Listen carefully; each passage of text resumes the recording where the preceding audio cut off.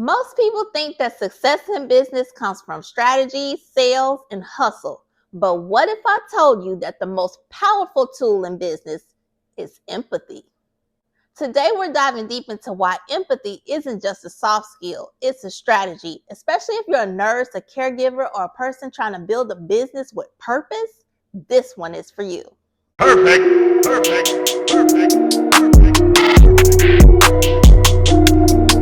Empathy in business means putting yourself in your customer's shoes. Truly understanding their pain, their needs, and their desires, and using that insight to help you guide your offers, your messaging, and your decisions. When I was a real estate agent, I witnessed this firsthand. I think this made the difference between a new agent being able to get a customer or client to sign on the dotted line, and whereas experienced agent may not be able to get someone to sign on the dotted line. It's using our empathy. It's using our just God-given gift to help us in relating and connecting with our clients. Using that gift to see what they truly need, want, and desire. Not what we need, want, and desire. Not based on our knowledge and how much we know, but really connecting and being able to help our customers. For example, say if you had a customer or a client and you're a real estate agent, and you had this client who was divorced and a single mom.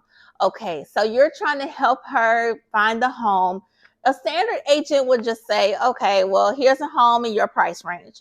But agent with empathy is going to hear, I need safety. I need a place for my kids to go to school, where it's a good school system. I need a neighborhood of support. I need these things. And they're going to hear those needs because they're going to listen attentively, not for themselves, but for the benefit of helping their client. So they're going to be able to target their search for that client home based on the needs that they hear.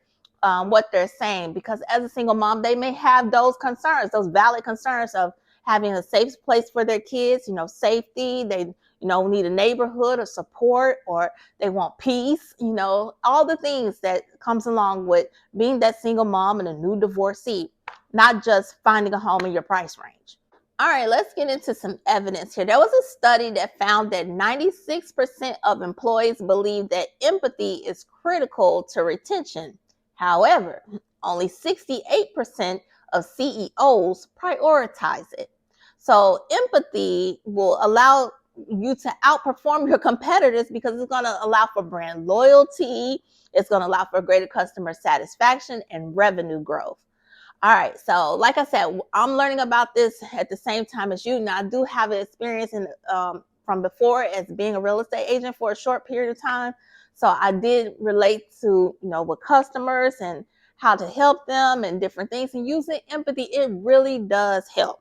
Now, I went, as we're trying to build our business, we're going to educate ourselves as well. So I've been reading through this book, The Innovation Secrets of Steve Jobs, and there's some really great information in here. I did go ahead and try to find a quote. I'm going to that chapter next, but I did find a quote that fits what we're talking about today. And we really want to, as we build a business, be able to connect with our customers because we are trying to find a solution to their pain points and their needs and their desires. And so in this book by Carmine Gallo, The Innovation Secret of Steve Jobs, so right here it says, feel their pain. I'm just going to read this small paragraph. And it says, your customers don't care about you. It sounds harsh, but it's true. They don't care about the success of your company. They don't care about your product or service. They care about themselves. They care about themselves, their dreams, their goals. Now, they will care much more if you help them reach their goals. And to do that, you must understand their goals as well as their needs and deepest desires. I think that is very powerful for us as we are building our business to learn that we should know that it's not about us, it's about the customer. We're really trying to keep that at the center of what we're doing and to remember our intention and our goal is to help our customer. What is their pain point? Because in doing so, you not only helping them, but you're going to help your business as well. So really thinking about the other person and using empathy. Remember how I said, like, if you listen to your customers' pain and know their needs and desires, that's going to help to guide your offers. So again, in this book, The Innovation Secrets of Steve Jobs, full of really great information. This is a great book if you're trying to build a business and innovation and knowing how to run a business and doing it with full intention and knowing your why and doing what you love and keeping your customers, centered. So this is really good. Okay, so I just want to read this part here from The Innovation Secrets of Steve Jobs. It says, according to Jobs, if people within the company did not know or appreciate their core customer, then it would be impossible to create new products to meet customers' needs. So that speaks to what we were saying about how if you know your patient, if you know your client's needs, their pain points and desires, then that will give you the insight to build those products. But if you don't know that, and if you don't, put your customer at the core, then you will not be able to create those new products to meet their needs. So very good information in here in The Innovation Secrets of Steve Jobs. If you're interested, I'll link this down below in the description. So guys, yes, empathy will allow you to not only create those offers so you can stop guessing and start solving, being the solution that the customer is looking for, but it helps with your marketing and message and allows you to speak to your audience and not at them. It's going to allow you to get sales and to build trust without using pressure, because people buy or they work with people who they know, they like, and they trust. So it will allow you to get those sales by allowing people to connect with you in that way. People don't want just people just pushing like a pushy car salesman. So it will also allow you to be in leadership and allow your team to feel allows your team feels seen and not used. So it's going to allow a leadership to allow your team to feel seen and not used. It's going to help with customer experience for our people to feel safe, heard, and valued. And that way they stick around, right?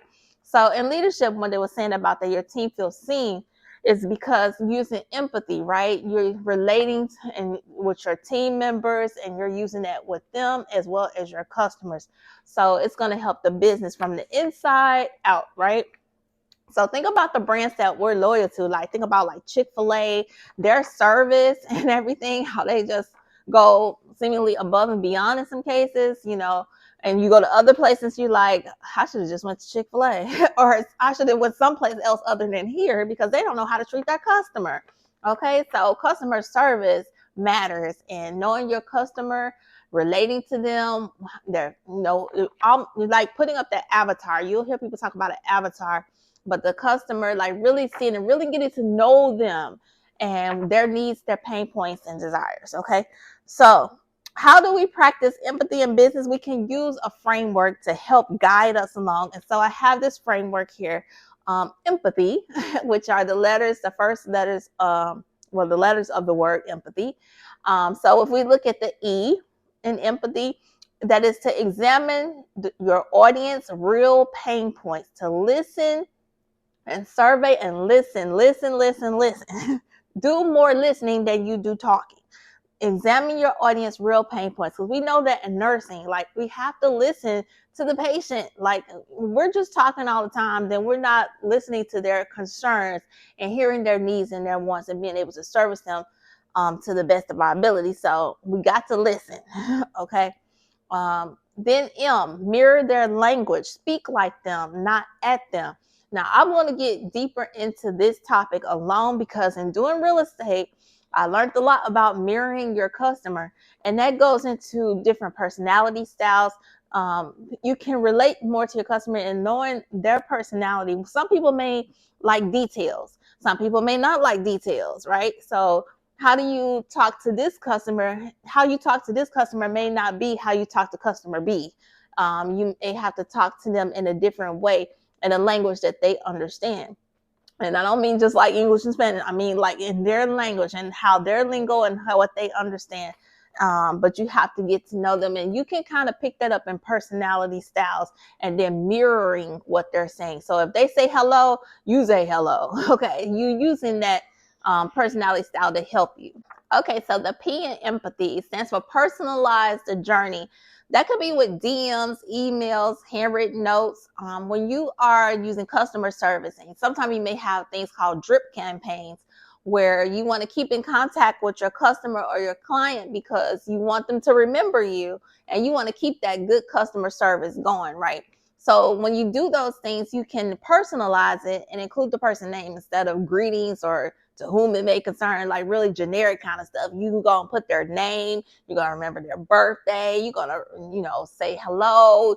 There's a thing called Ford. I don't know if I remember all of that, but there's a guide by which you can keep in contact with your customers and start that conversation. If you don't know how to just normally start a conversation, it serves as a guide so that you can bring up things and keep in contact and say, remembering family events or things that are going on in that client's life, and that you just ask, how's it going? And, just really trying to connect and keep the line of communication open. Okay, then there's the A. You want to ask deeper questions. Ask questions. That's how you're going to get information. Like I said, if you're doing most of the talking, you're doing it wrong. Okay, so the A is ask deeper questions. T, we want to take time to understand before pitching. H, human first, business second. Why? And why your story matters. Share it with authenticity. As long as it's appropriate to the situation, I think it's good that we share stories.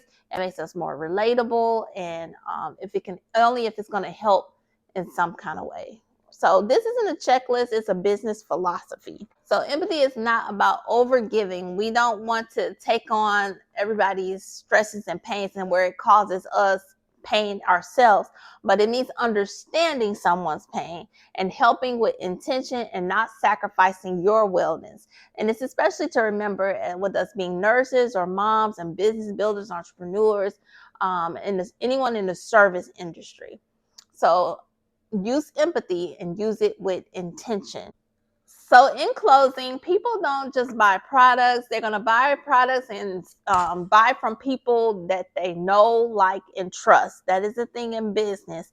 So empathy is going to build trust. It's going to build those relationships. It's going to cause your customers to come back and to stick around, right? So if you're building a brand, you definitely want to build with heart. You want to use empathy. Always remember your customer pain points, their needs, their desires, and not that of your own. Subscribe for more business and insights. We will be talking about so many more topics that can help you in your business, including that mirroring and learning how to mirror your client or your customer, more on empathy, and all those things that were going to help us to grow. Remember, I am on the path along with you guys. I'm a nurse, but we're looking to leave that 12-hour shift. Not that we don't just like nursing or love nursing. It's not even about that. It's just about building something for generational wealth and something that we can have for ourselves, and wanting to just build a business and be an entrepreneur. So if that's you, or if you're a nurse, a professional, a single mom, I invite you to come back and join me here on the Empowered Nursepreneur, where we are learning and we are being empowered to go forth and build our business. So please come back and join me here. Please don't forget to like, comment, and subscribe, and share this video out with someone you know that is trying to build their business. Thank you so much for joining me. I look forward to seeing you on the next one. Bye.